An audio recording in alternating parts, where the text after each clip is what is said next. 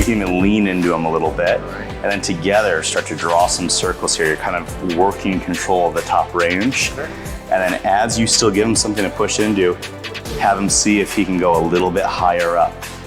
Bring in a humor. Yeah, he's overextended there. And now it's pretty simple. I don't want him creasing in the back of the neck, but I'm gonna give him the simple cue without leaning to the side or extending like there's a spike straight down the spine. There's one axis of motion. Look to the right and rotate your head over the right shoulder. Keep your torso still, look to the right. We're gonna look for where he stops moving or where we start to see breakdown in the single plane of motion.